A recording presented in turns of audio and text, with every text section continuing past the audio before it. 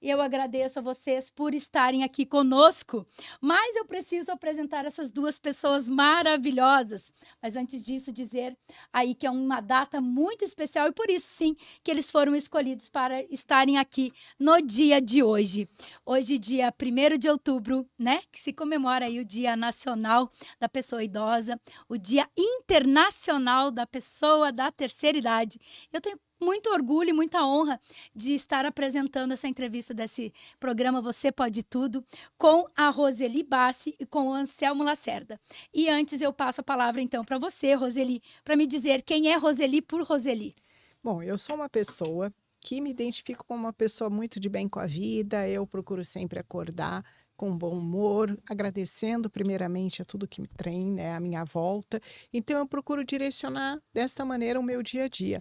Eu nasci em São Paulo e há 20 anos eu escolhi Curitiba como a cidade que eu moraria com os meus filhos. Me mudei para Curitiba e saí de um mercado de trabalho onde eu vivia uma intensidade muito forte, uma cidade grande, e vim para Curitiba em busca de um pouco mais de tranquilidade e de tempo para exercer ações sociais, trabalhos voluntários. Sim. E qual não foi minha surpresa quando eu cheguei em Curitiba, que eu descobri que eu tinha uma paixão incrível por histórias. Isso eu já sabia desde pequena, mas eu descobri que eu tinha condições de implementar aqui na cidade de Curitiba esse projeto, o qual eu me dedico hoje, né? Sempre vou me dedicar, pretendo, enquanto eu ainda estiver por aqui, ainda tiver condições, eu pretendo estar à frente desse projeto, porque ele traz uma realização pessoal muito maior. Hoje eu sou bem mais feliz do que quando eu era uma executiva e trabalhava em grandes empresas. Sim, que lindo. Muito obrigada por ter aceito, Roseli, o nosso convite para estar conosco na tarde de hoje. Mas também queremos conhecer o Anselmo Lacerda. Quem é Anselmo Lacerda por Anselmo Lacerda? Sou uma pessoa que eu sempre observei as outras e sempre dediquei tudo que eu pude de bom para todas as pessoas. E, como a Roseli falou, eu sou uma pessoa otimista, é, também e gosto muito de pessoas. Foi até aí que o Instituto está aí na minha vida. Sim, muito obrigada também, Anselmo, pela sua presença hoje aqui no Você Pode Tudo. E nós vamos começar a nossa entrevista nessa tarde tão especial, que é aí referente ao Dia do Idoso. E nós vamos estar contando histórias e histórias para vocês também nesse dia aí que a gente está homenageando a terceira idade. Roseli, me conta então o que é o Instituto História Viva, que já tem esse nome tão lindo. Sim, o Instituto História Viva é uma organização que nasceu em Curitiba no ano de 2005. Então, ela nasceu a partir de um sonho coletivo de transformar realidades de pessoas em hospitais, a princípio, e depois se estendeu para crianças em casa-lar e idosos também, residentes em lares de idosos de Curitiba. Então, ele nasceu a partir deste momento em que nós identificamos que haveria uma necessidade de levar esse tipo de recurso e atenção para essas pessoas. Eu fiz um curso de instrumentação cirúrgica, um período da minha vida, e eu percebi o quanto é vulnerável a situação de uma pessoa em um ambiente hospitalar e queria, de alguma maneira, impactar no âmbito da humanização. E aí nós tivemos a oportunidade do Hospital de Clínicas ceder espaço para a gente fazer uma capacitação para voluntários, convidar pessoas da comunidade para se tornarem voluntários. Porque uma vez que eu mudei para Curitiba, eu não conhecia ninguém, eu não tinha familiar, amigos, e eu tinha que, de alguma forma, buscar sensibilizar a comunidade. E eu coloquei uma notinha no jornal de grande circulação, simplesmente com a frase: seja voluntário e conte histórias. E esperava que meia dúzia de pessoas respondessem a esse chamado. E aí eu entrei numa sala ali de aula do Hospital de Clínicas, do curso de medicina, que eles me emprestaram, com um pendrive na mão, super envergonhada, porque eu era extremamente tímida, eu não estaria nem conversando com você aqui, Sim. se fosse anos atrás. E aí eu fui lá e qual não foi minha surpresa quando eu olhei e não tinha meia dúzia de pessoas, tinham 120 pessoas. Nossa. Então, Curitiba recebeu de braços abertos a proposta desse projeto, por isso que eu chamo de sonho coletivo. E só acontece porque tem pessoas como o Anselmo que aceitam, dizem sim e dizem: eu estou com você, vamos juntos, eu também aceito e renovo esse seu voto, né, de se dedicar a isso. E é essas pessoas que me trazem essa esperança de continuar nessa jornada. Tá, mas da onde veio a inspiração? Já que a gente está falando de quase 20 anos atrás. Sim, desde pequena, eu ouvi histórias da minha mãe, de quando ela era pequena em Minas Gerais, do meu pai também, com os irmãos dele. Eu vivia encantada por essas histórias. E eu escorregava para baixo da cama e escrevia na parede algumas frases ou alguns poemas. Eu sempre fui muito encantada pelo processo da escrita e da história. E aí, quando eu assisti o filme O Amor é Contagioso, do Sim. Patch Adams, Sim. eu me emocionei. E aí eu comecei a chorar e falei, é isso que eu quero fazer na minha vida. Eu quero levar um pouco de alegria, um pouco de conforto para as pessoas no ambiente hospitalar. E aí nasceu esse sonho de trabalhar também com o processo da escuta de histórias como um caminho para formar leitores. Porque eu entendo que o Brasil tem muito foco de miséria porque falta leitura. Sim. E a gente precisa, e o contador de histórias é um grande incentivador da leitura. Sim, parabéns, é tudo muito bonito. Já começando pelo nome. A história, ela tem que ser viva. Uhum, Ela tem que se manter viva. sim. E para isso, só realmente quando você repassa. É verdade. É contando e recontando essa história, é ouvindo histórias, é trabalhando esse processo. Eu até comentava com a moça na recepção como surgiu esse nome. Eu estava lavando roupa em casa. E aí eu pensava, tá, você vai fundar uma ONG, que nome você vai dar para ela? Aí eu falei, você vai manter viva a história, você vai levar vida através das histórias. Por que não o Instituto História Viva? E o nome Instituto é porque remete, né, relembra algo que diz respeito a estudar, a ler. Para ser um contador de histórias, você também precisa ler, precisa participar de um curso de formação, que eu faço questão também de preparar as pessoas, embora a verdadeira preparação aconteça ao vivo, quando a pessoa toma contato com essa realidade de contar histórias, é que ela vai experienciar de fato. Enquanto está na teoria, que a gente está na fase da preparação, a pessoa tem alguns recursos para poder utilizar as suas histórias, mas é no dia a dia, quando ela chegar no campo de atuação, em que ela vai ter mais contato com aquelas pessoas. Até porque, né, Roseli, desde que o mundo é mundo, a nossa primeira formação ali são ouvindo histórias, né? Antes mesmo da gente ter uma codificação até da lei, porque eu trabalho com o direito, tudo é passado por meio de costumes, por meio de contação de histórias, de fatos, como que aquilo se deram, para que realmente eles também, as pessoas tenham conhecimento e eles não se percam, né? Por exemplo, assim, a gente volta lá na questão dos indígenas, isso para eles é comum, ainda que eles não tenham uma formação, para eles isso é muito vivo dentro deles, né? Porque as crianças acabam aprendendo ali os costumes, aprendendo muitas coisas por meio do que eles vivem e eles contam. Assim, há momentos até de roda. Quem estuda a história indígena, que eu acho muito bonito, você percebe assim todo aquele sentido do estar junto, um ouvindo a história do outro. Eu acredito que foi mais ou menos assim a sua ideia também. Com certeza, graças aos contadores de histórias, nós não precisamos reinventar o fogo a cada nova geração, porque os Sim. contadores de histórias, mesmo anteriormente, quando não dominavam a comunicação e a escrita, Sim. todas as culturas eram passadas e os costumes através Sim. das histórias. Sim. E no fundo, nós continuamos ouvindo histórias e Sim. sendo impactados por ela. Às vezes até por um mecanismo mais subliminar, que acontece muitas vezes, né, nas áreas de marketing ou mesmo nas intenções de pessoas que têm de passar as suas ideias através das histórias. Haja visto que o storytelling hoje também Sim. é reconhecido como uma ferramenta, né, de formação e de informação. Sim. Então, para a gente é muito importante ter isso em mente para poder direcionar as ações da nossa organização também usando o recurso das histórias. Sim. E até porque a própria a história da vida.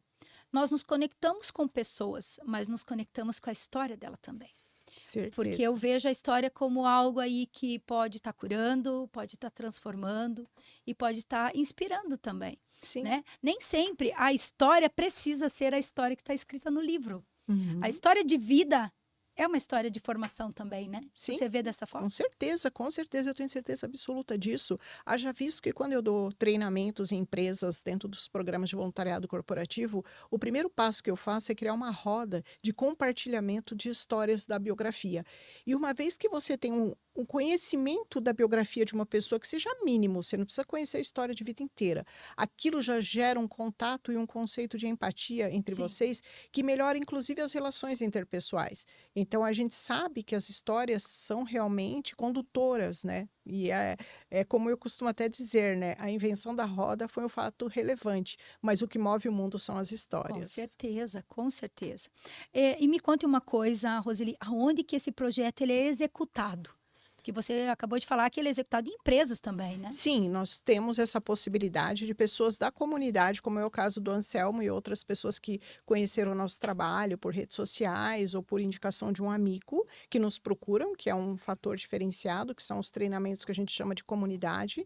Existem os treinamentos corporativos, onde as empresas nos contratam e nós vamos lá ministrar treinamentos com foco também no processo de melhoria da comunicação, de escuta mais ativa, de trabalho também da comunicação mais assertiva. E também tem professores, nós damos treinamentos, capacitações para professores também trabalharem as suas performances nas apresentações de histórias para as crianças nas escolas. Sim.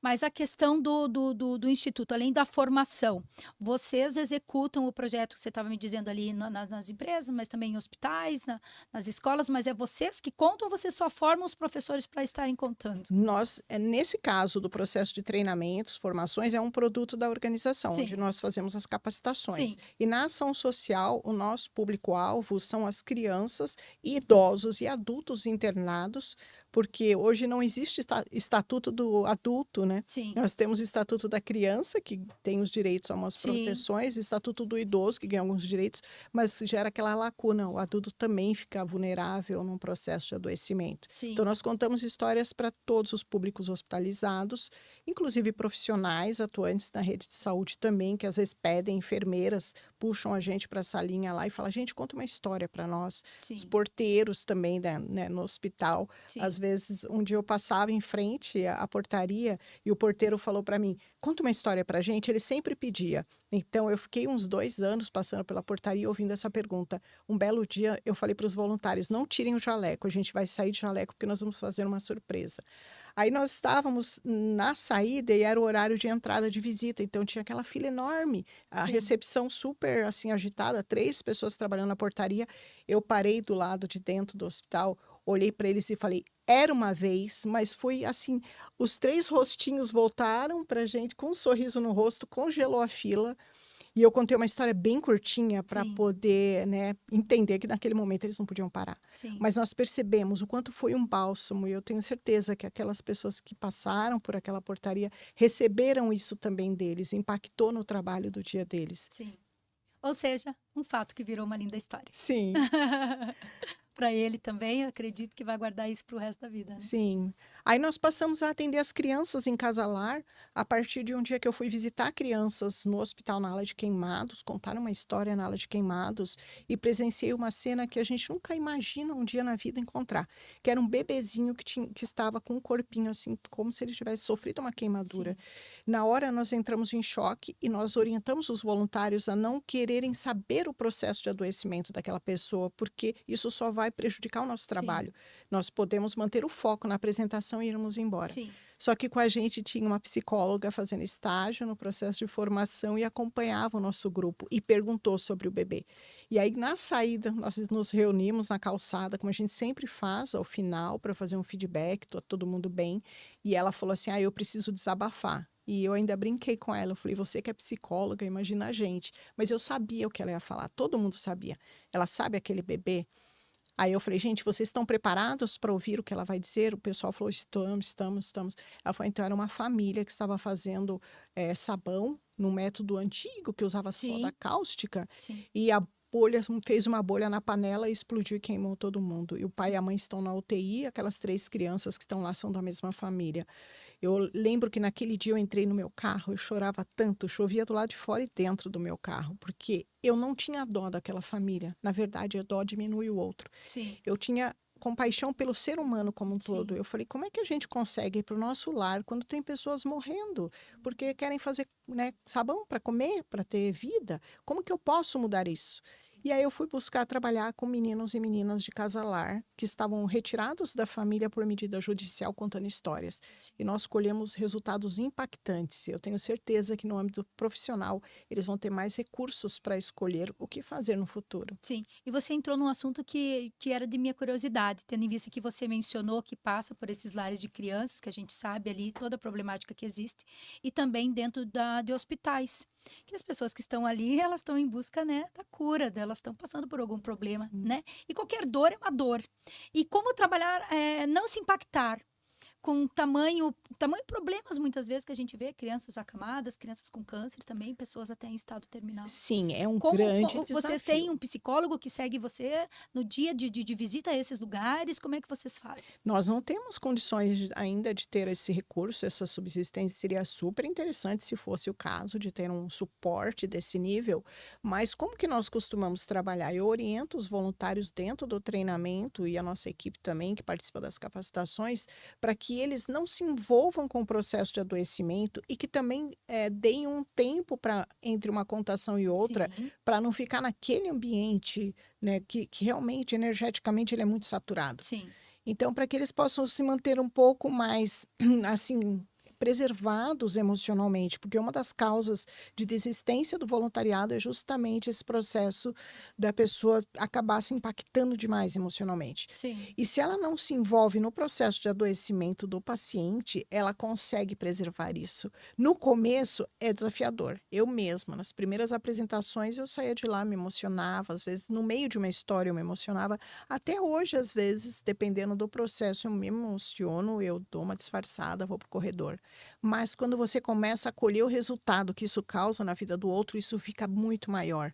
Vale a pena, você começa a perceber que há uma mudança de chave, onde você valoriza muito mais o papel que você executa naquele momento do que aquele processo que a pessoa está passando em si. sim, E aí alguns voluntários chegam a esse nível de maturidade, que eu considero, de conseguir contar uma história e se manter sereno e tranquilo naquela apresentação, sabendo que só por aquilo já foi uma gotinha de consolo, um bálsamo no meio daquela sim. situação. Que na verdade ali a história dentro desses ambientes, ela vem tanto para acalentar essas pessoas que estão lá e serve como tratamento também, né? Sim, para eles e para nós. Quantas vezes quem escutou a história não fui eu, ouvindo a partir de um contador de histórias, e aquela história serviu para mim. Ninguém sai ileso de uma história, como diz Joseph Campbell.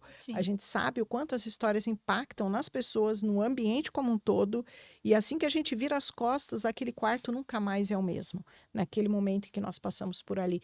E quando a gente começa a perceber muito mais isso do que o processo em si, a gente consegue superar esse desafio que é enfrentar esse momento. Porque se nós não estivermos lá, quem vai levar essa mensagem, essa história para aquela pessoa? Ela está no ambiente que ela precisa estar, ela está sob tratamento médico, assistência, a família está ali, e nós somos pessoas que não têm nenhum envolvimento direto com aquela pessoa e temos mais propriedade realmente de estarmos naquele contexto. sim. Eu estava para te estudar, né, Roseli? Eu estava vendo lá tuas publicações de Instagram que são lindas, gente. Não deixem de acompanhar o @ então Instituto História Viva. Nossa, quanto aprendizado! Só nesses dias aí que eu estava fazendo o estudo. E de lá do teu Instagram, eu tirei uma frase que é muito bonita que diz assim: um bom livro é a melhor ferramenta para a mudança. Você continua pensando isso? Porque essa Com publicação sua, certeza. eu vi lá do início do Instituto. Você continua pensando dessa forma? O que você pode me dizer sobre isso? Com certeza. Um livro, ele traz uma mensagem que vai transformar a realidade daquela pessoa, às vezes de maneira imediata, como pode ser que ela vai levar um tempo para absorver e processar todo aquele conteúdo. Mas ela é uma grande ferramenta de mudança porque ela promove transformações trabalhando a nível do inconsciente. Então, nós temos muitas atitudes que são movidas por algo que a gente muitas vezes nem sabe que está ali embutido. Foi uma mensagem que nós ouvimos, foi a educação que os pais passaram, foi a Sim, educação que a escola trouxe ou a comunidade que nós vivenciamos. Nós somos formados por histórias e cada história tem um contexto que vai direcionar uma construção.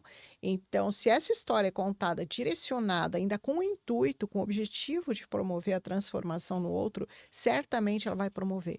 Ou vai ser um impacto imediato, como o que eu ouvi de uma frase de um senhor que estava na UTI, que olhou para mim e falou: "Você acredita que uma história é capaz de mudar a vida de uma pessoa?" sim.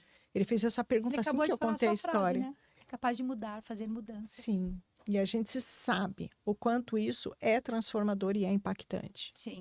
E daí a importância também de consumir boas histórias. Sim, também existe esse contexto. Nós vivemos hoje um período em que, graças a Deus, nós temos muita autonomia para publicarmos. Não Sim, temos aquele conselho que fica, né, aquela censura que fica vigiando todas as publicações. Só que, ao mesmo tempo, isso exige muito senso crítico para a gente avaliar o que é uma boa história, o que é um bom livro e como ele foi escrito, como está está escrito. E isso é muito bom, que o próprio voluntário, ele se vê munido dessa ferramenta também, de ser um crítico daquela história. Porque algumas histórias podem transformar de todas as formas. Sim, Então, se eu contar uma história que possa prejudicar o outro, eu vou promover isso. Haja visto a sociedade toda, que é inspirada pelas histórias dos noticiários, por exemplo, sim. que são formadores também de conduções, de políticas e de posicionamentos sociais.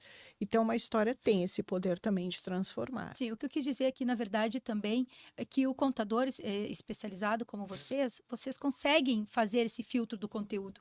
Mas nós de casa, muitas vezes, consumimos coisas que não são adequadas, né? Que tem o poder de fazer uma transformação, mas não uma transformação saudável.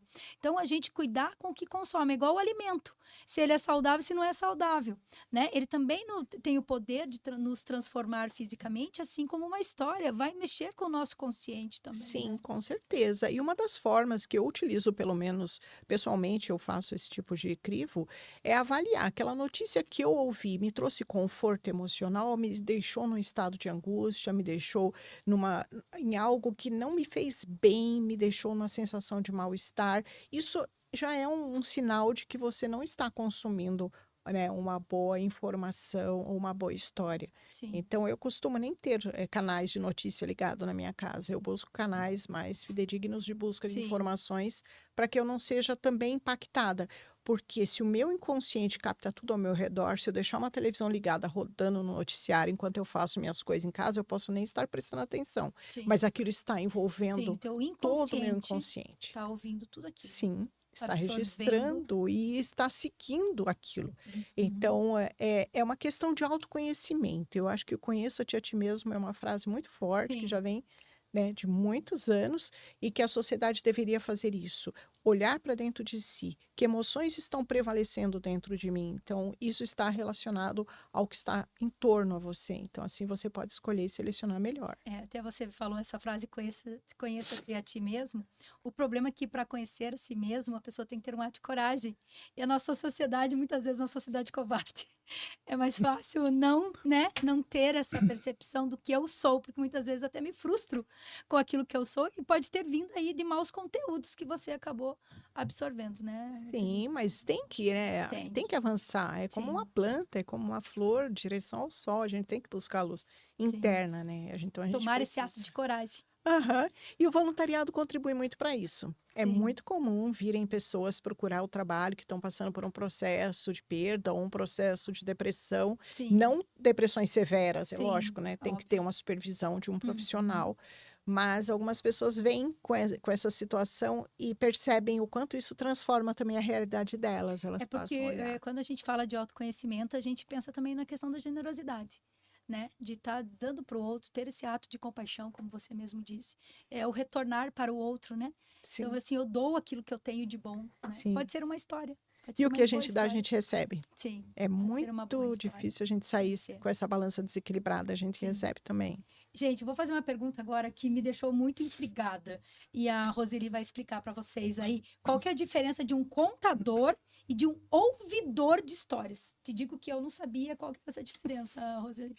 Existe dentro da nossa instituição, junto ao projeto de contadores de histórias, as pessoas que leem uma história, ou que contam uma história memorizada, que fazem com que aquela palavra deitada se levante e se encaminhe ao ouvinte. Esse é o papel Uhum, do contador de história. sim, E qual é o papel do ouvidor de história? O ouvidor de história é aquela pessoa que coloca em ação a sua escuta, que usa o processo da escuta ativa, sim, que é algo que nós muitas vezes nos esquecemos no intenso avanço tecnológico, no dia a dia, de simplesmente pararmos em estado de presença e escutarmos o outro.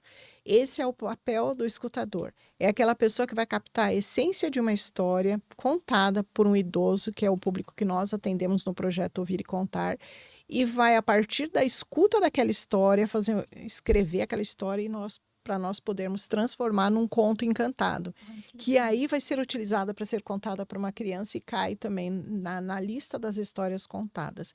Então, o papel do contador de histórias é contar as histórias, e o papel do ouvidor de histórias é se posicionar como um ator coadjuvante do processo de comunicação no ato de escutar, e que é muito mais desafiador do que contar. Sim, eu acredito.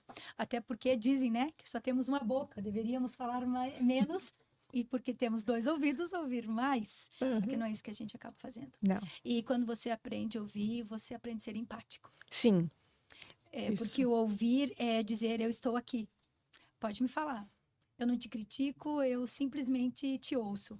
Sim, e é um baita desafio, Sim, porque a nossa mente está viciada no processo de julgar, criticar, avaliar, tentar até entender, imaginar que faria diferente que o outro faria e talvez nem fizesse. Cada sim. um tem o seu mapa de mundo. A gente tem esse hábito que foi instituído, sabe lá quando, e que nós podemos resgatar.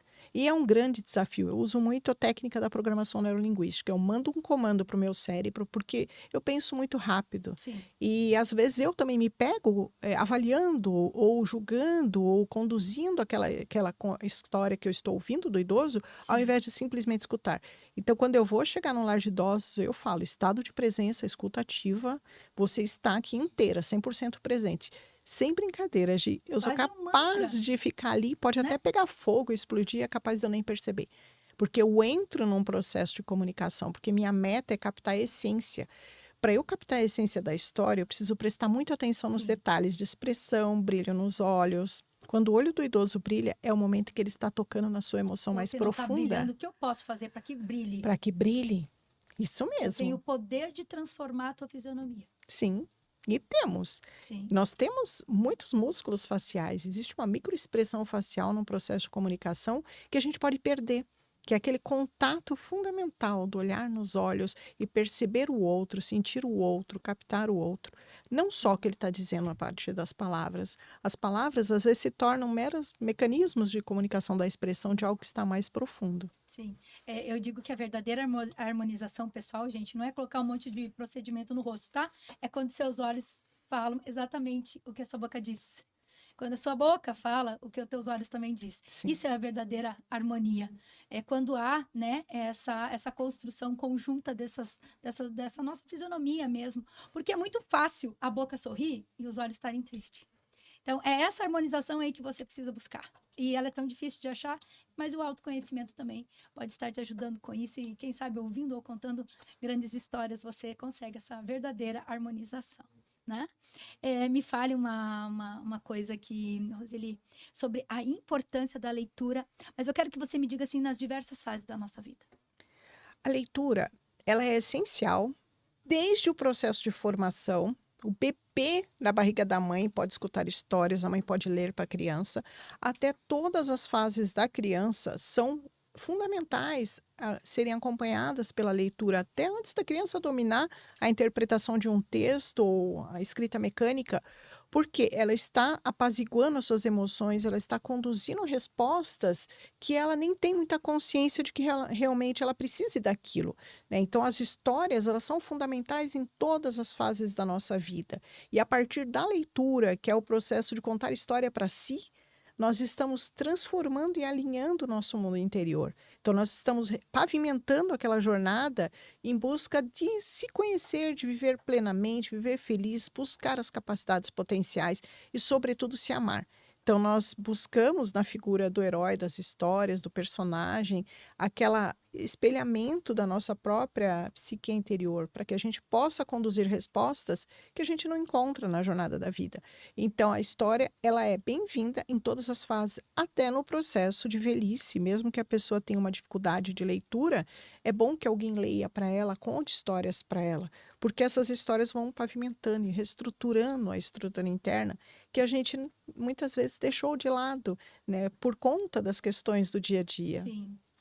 E o principal, eu vejo assim, por que as nossas crianças estão perdendo o hábito de ler? O que te leva a pensar sobre isso? Eu acredito que seja o excesso de telas. Hoje nós vivemos em um mundo onde as crianças nascem com essa situação. Como nós viemos de uma fase, pelo menos eu vim de uma fase onde não haviam tantas telas, eu pude perceber essa passagem e identificar esse processo. Quem já nasce em meio às telas não tem responsabilidade nenhuma. Nós, como pessoas percursoras ou adultos, somos os responsáveis a mostrarem outras possibilidades para as crianças, além do processo da tela. Como o brincar, por exemplo. Ao brincar, uma criança conta uma história, ela Sim. encontra significado, sentido ao apalpar uma terra úmida, ficar ali brincando com a natureza, colhendo gravetinhos. O contato com a natureza traz uma riqueza de histórias que ela está construindo internamente. Então, a gente precisa instituir algumas regras. Eu sei que é muito fácil, né? Colocar uma criança para comer, deixar lá a tela rodando, a criança fica entorpecida por aquelas imagens que vão sendo trazidas e que trazem também muitas simbologias que estão construindo internamente o mundo da criança. Sim. Então, essa responsabilidade está nas mãos dos adultos. Uma vez instituídos, digamos que tem um pai, uma mãe que está assistindo e fale, puxa, mas agora meus filhos já estão super viciados naquela dopamina que vem dos jogos, das brincadeiras, das telas. Como é que eu posso fazer? Aí ele tem que ter o jogo de cintura para, primeiro, fazer uma imersão nesse universo dela, captar o que interessa a ela dentro desse universo e procurar resgatar a partir dali. Fazer como se fosse lançar uma rede, buscar os interesses que a criança tem naquela tela e que ele possa linkar com histórias que possam trazer ele de volta para esse contato. E resgatar isso. Senão, já imaginou, a humanidade vai perder o contato com as suas próprias histórias? Sim, e até porque esse contato aí com o mundo da leitura também para criança te leva a construir um mundo lúdico na sua cabeça. Sim. Eu vi que você é da fase minha, da coleção Vagalume, Aham. né? Eu estava estudando a seu respeito, eu comecei a viajar ali com as informações. Falei, gente, que a gente ficava esperando um novo volume chegar, né? A gente tinha, assim, curiosidade para saber o que ia acontecer, né? Ou nos próprios livros mesmo aí, que tem mais de um, que também vai se formando coletâneas. A gente sempre ficava esperando, né? Você queria, você construía na sua cabeça. E a leitura tem esse poder. Uhum. Eu posso ler a mesma coisa que você, mas eu interpreto de um jeito, você de outro. Eu imagino o personagem de um jeito, você de outro. Eu imagino alto, você imagina baixo, se a característica não estiver ali. Porque a nossa imaginação não tem limite. Eu penso que a partir do momento que um pai deixa um filho ficcionado em tela e deixa ele longe de um livro, esse pai está sendo assassino de criatividade, Sim. de várias capacidades e habilidades que essa criança poderia estar desenvolvendo. Com certeza. E pode ser que ele também tenha sido vítima dessa situação. Pode ser que ele também esteja muito confuso. Porque hoje a gente vive uma intensidade de valores que distorcem um pouco, né? Na minha época, a gente sentava na calçada e conversava com os vizinhos. Hoje a gente nem sabe quem são os vizinhos nossos. Sim. Então a gente perdeu muito do contato do que está em torno e, sobretudo, as nossas histórias de vida. Quantas crianças que eu não vejo, né? Eu vejo a minha mãe, às vezes uns netos chegam, ao invés de conversar com ela, ficam no celular ao lado da Sim. avó. Eu acho isso muito triste. Só que nós podemos reverter isso e nós estamos sendo chamados cada vez mais para isso, né? Eu acho que às vezes precisa o pêndulo da balança e para o lado mais negativo para ir para o seu centro de novo. Então a gente está percebendo o quanto isso está sendo prejudicial. Estamos com muitos processos de autismo, processos de depressões, processos de... porque nós estamos fragmentados. Porque, assim, Roseli, a tecnologia está aí. É claro que a gente não tem mais como retroceder, né? Então, veio aí para substituir, teoricamente, o livro impresso ou o livro e-book, né? Mas no Brasil, a gente tem essa questão do que pega e no que não pega. Me parece que o e-book é uma coisa que não pegou tanto, não, gente. Porque senão você viria pessoas, ao invés de estarem assistindo, não que eu seja contra, até não faço isso, mas não sou contra e nem posso fazer essa crítica. Você não viria pessoas ali correndo o celular em vídeos de segundos, você viria pessoas com e-book, lendo um livro em forma de e-book. E eu nunca vi esse tipo de coisa. É muito raro. Geralmente eu sou uma das únicas dentro de um avião ou num consultório. Um dia eu fui fazer uma consulta, eu fiquei observando para ver se tinha alguém lendo. Ninguém. Ninguém. Horas sentados e ninguém estava lendo, aproveitando esse tempo tão rico para fazer essa imersão e reconstruir internamente. Imagina, a gente vive só na superfície hoje em dia. As músicas são curtas, ninguém ouve mais uma música clássica porque demora muito, os filmes. É que, na verdade, acaba sendo uma coisa muito triste, porque as pessoas imaginaram que o livro físico ia ser substituído pelo e-book, e não foi isso que aconteceu. Continua existindo o físico e o e-book, nenhum e nem o outro são lidos. Isso que é o mais triste de tudo. E o pior também é que nunca se falou em tantas publicações. A gente está passando por uma fase onde todo mundo quer ser escritor. Tem livros em coautorias, não é verdade? Sim. 20 pessoas, 30 pessoas, todo mundo quer contar as suas histórias. Tudo bem, ele está escrito, mas quem vai ler? Mas nós podemos resgatar isso. Eu acho que nós chegamos a um ponto de virada. É agora. Precisa. Porque a tecnologia é fundamental, é essencial em vários segmentos da nossa Sim. vida. Ela veio para ficar e vai se aprimorar cada vez Sim. mais. E no meio disso tudo, a gente tem que olhar de fora, sair de cena e falar onde que eu entro nisso, o que que eu quero construir em termos de sociedade, como é que eu quero levar isso adiante, quais as políticas públicas que precisam ser implementadas. Tem países lá fora, por exemplo, que já impede a criança de levar celular para a escola. Isso é fantástico. A criança vai lá para assistir aula. Sim. Né? Então, eles são obrigados a se libertarem disso. Isso vai impactar, vai chegar a outros campos também. E a gente está vendo que isso está E acaba sendo transformando. triste porque, né, nós somos dessa época aí da coleção Vagalume, para você que está em casa, você já descobriu a nossa idade. Mas aonde a biblioteca tinha tanta importância. Sim. O momento de saída da sala de aula era ir para a biblioteca. O que que eu vou fazer de pesquisa? O que que eu vou ler? Que livro que eu vou emprestar? Nossa, eu não terminei de ler esse livro numa semana, eu vou ter que pagar a multa. Não tinha isso, Com Roseli? certeza. Hoje as crianças nem sabem onde fica a biblioteca dentro da sua escola. Sim. E elas não têm culpa, né? Eu Não. acho que não existem culpados. Não é essa Existem questão. pessoas que têm que despertar para essa consciência Sim. e serem atores dessa transformação. E eu acredito também que as duas situações poderiam conviver. Só que a gente tem que fomentar a leitura. A Sim. gente precisa fazer esse incentivo. Antigamente se falava assim, mas o livro é muito caro. Tá, mas agora você tem o e-book, que são praticamente de graça. Você tem bibliotecas virtuais, inclusive, né, Roseli? Sim. Com acesso gratuito, gente. Se você tem tua internet para entrar no TikTok, eu quero te dizer que a mesma internet entra numa biblioteca virtual. Certeza. Só que as pessoas não têm esse hábito. Sim, mas a gente precisa mudar isso. E é afirmando, é trazendo. Eu não vejo nenhuma matéria falando sobre o que a gente está falando. Poucas são. Verdade. A gente não vê entrar um jornal nacional para falar sobre uma notícia alarmante do quanto Sim. o hábito da leitura está sendo Sim. retirado da sociedade, o prejuízo que isso pode trazer. Eu nunca vejo. Então, se não há interesse de todos os atores que estão impactando na vida das pessoas, a gente não promove uma transformação efetiva, mas a Sim. gente não deixa de ser aquela andorinha que vai levando a aguinha e tentando apagar esse incêndio. Pessoal, como eu falei para vocês, não deixem de seguir o @Instituto História Viva. Vocês não têm ideia. Foi até tema de Fantástico. Olha só, o Instituto aqui de Curitiba. Vocês acredito que nem sabiam disso, né? Que o Instituto chegou tão longe. Porque para chegar a ser tema de um programa do Fantástico, tem que ter muita relevância, né? E o Instituto conseguiu alcançar, está aqui ó, o slogan do Instituto. Olha que coisa mais linda, gente.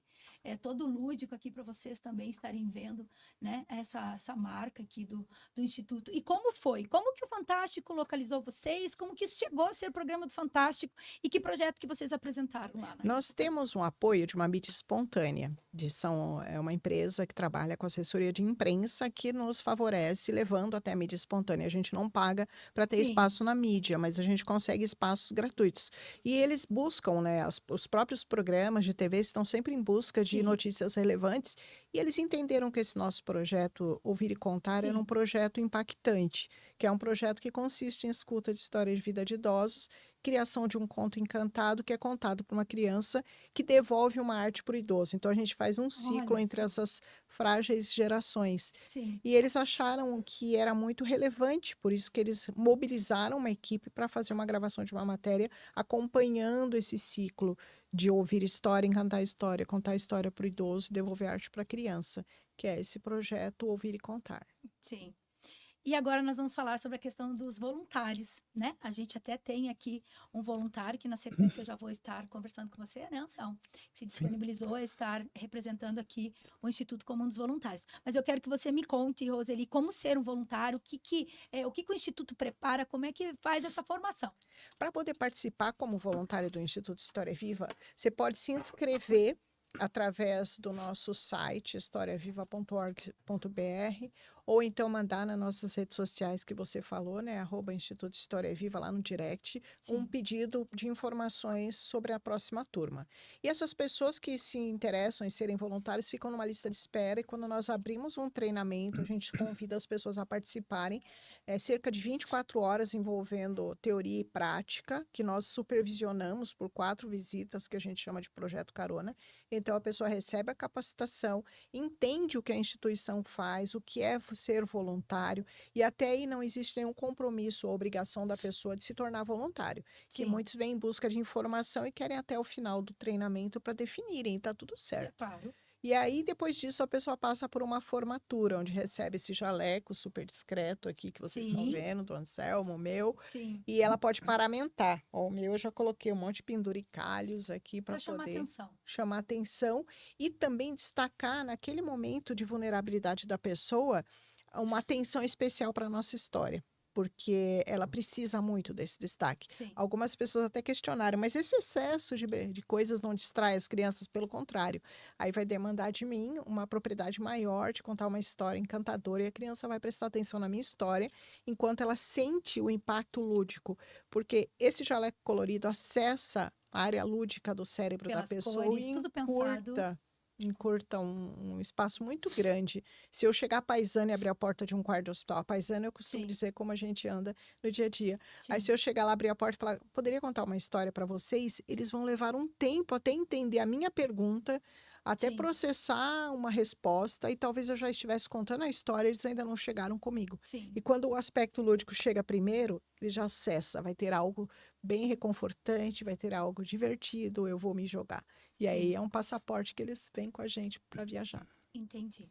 E agora, então, nós vamos ouvir do Anselmo, que é um dos voluntários lá do Instituto História Viva. Anselmo, primeiro, como você chegou até o Instituto? É, quando eu estava com meu pai no hospital, eu observava que muitos idosos ficavam sem as famílias, sem gente para cuidar, para conversar, para estar naquele momento lá. E eu percebi que eu precisava fazer alguma coisa. A minha intenção era trabalhar com isso. Só que foi passando um tempo e eu fui perdendo esse tempo que era para estar fazendo isso nos hospitais. Quando eu conheci uma pessoa chamada Anne, que me apresentou o Instituto. Quando ela me apresentou o Instituto, rapidamente eu fui na página e vi o que era feito no Instituto. E daí eu fui procurar informações e vi que ia ter uma turma de formação naquele período, em março, acho que começou. E eu fui atrás, mandei e-mail e já me garanti naquela vaga. E eu falei, eu vou fazer alguma coisa de voluntário agora. Vai ser com crianças? Eu não sabia até onde o Instituto ia. Eu sabia que contava histórias. Foi onde eu comecei a ter contato. E nesse curso de formação, a gente aprende que o Instituto é muito maior que isso. Ele leva a gente a muitos lugares aonde a gente nem imagina. E não só hospitais, casalares. Eu fui recentemente na APACN, que cuida de crianças com câncer. Me encantei com aquelas crianças. Dá vontade de levar todas para casa. Elas têm uma interação com a gente muito grande. E a Roseli sempre falou isso nos cursos de formação. Na verdade, quando a gente vai contar histórias, quem sai impactado com tudo aquilo e sai confortável e emocionalmente bem e tudo mais, é nós mesmos. Só que as crianças, elas gostam de nos ver lá. Por causa do jaleco, por conta daquilo. Até recentemente uma mãe falou pra gente que o filho dela foi a primeira vez que ele ficou sozinho com a gente. Porque passava diversos voluntários lá e a criança sempre ficava com ela. Ele não ficava sozinho. E dessa vez, com o pessoal do Instituto, o menino ficou lá. Ele Com sentiu em vocês uma uma empatia, uma empatia, confiança. confiança. E é isso que o Instituto leva para tudo. E referente à formação em si, o que vocês aprendem? Entonação de voz, aprende oratório, o que vocês aprendem na formação? Olha, a principal coisa é o destravamento daquela timidez que muita gente tem. Eu era uma dessas pessoas. Roseli falou que quando começou o Instituto também era tímida e hoje Sim. ela dá aula lá, dá palestras e tudo mais. Então, a principal coisa é esse destravamento que faz a gente ter o contato. Mas ela ensina oratória, ensina como acessar as pessoas, ensina a gente a ter criatividade, porque às vezes você pega um livro, mas você não conta exatamente aquilo do livro, porque você observa nas crianças uma vontade demais e você acaba contando histórias que você já teve, vivências e tudo mais, e acaba levando essa criança a imaginar um mundo maior do que ela está vendo só naquela história. Então, a formação é muito importante para a gente acessar essas pessoas, porque a gente não tem nem ideia de como a gente vai chegar aí. Só o Instituto consegue formar a gente para chegar até essas pessoas. Sim. E durante todos esses meses aí que você tem sido voluntário, quais foram as transformações da tua vida? Olha,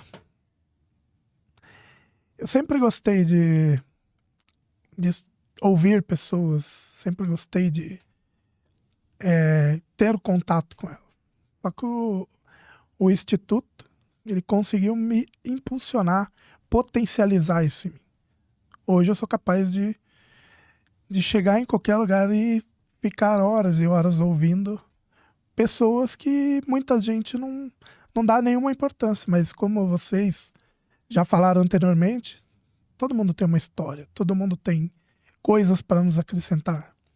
E às vezes a gente não dá oportunidade, não se permite a isso. Então, é sobre isso. Sim. Sobre... E muitas pessoas dão a desculpa para não serem voluntárias, Anselmo, em razão da correria do dia a dia. Como você coloca o voluntariado em você ainda sendo uma pessoa da ativa? Porque o que as pessoas imaginam? Eu vou ser voluntariado quando eu me aposentar, quando eu não tiver nada para fazer. Não é isso que muitos pensam? Como colocar o voluntariado ainda dentro da vida de uma pessoa que trabalha, que tem suas rotinas? Como separar esse horário? Como otimizar esse tempo? A gente tem que dar para as pessoas mais do que elas merecem. E muitas vezes é sobre a gente. É a gente que tem que doar esse tempo. Então, eu vejo que a gente fica arranjando desculpas para não fazer tais coisas. Hoje mesmo é o dia do idoso. Quantos idosos são abandonados aí? Ficam lá e ninguém dá importância. Ninguém se preocupa em ouvi-los nem nada. Então, eu acho que as pessoas têm que sim, ter um pouco mais de empatia e pegar e se doar um pouco mais. Eu acho que tudo tem tempo. Um pouquinho de tempo que seja do seu dia a dia, da sua semana. Tem dias que você fica em casa sem fazer nada. Você não pode ir até um local, contar uma história, ouvir outros. Eu acho que tem tempo, sim. Todo mundo tem um pouquinho que dá para doar. Entendi. Parabéns pela sua atitude, Anselmo. Longa vida aí para você dentro do Histórias Vivas lá do Instituto também. Que você continue ajudando e auxiliando pessoas aí por meio da leitura também. E quem sabe até contribuindo no seu dia a dia, independente do local que você esteja, estar fomentando isso que a gente comentava para pessoas, para que elas façam leituras, estar indicando os livros, inclusive, que você tem acesso lá no Instituto. Falar para uma mãe, olha, eu te conheço, você tem uma criança pequena, eu vi lá no Instituto o livro tal. Começar a ser semente de transformação de informações também. A gente não precisa só estar no ambiente, né, Roseli? Para estar exercendo o voluntariado. Muitas vezes o voluntário é ser aqui numa conversa.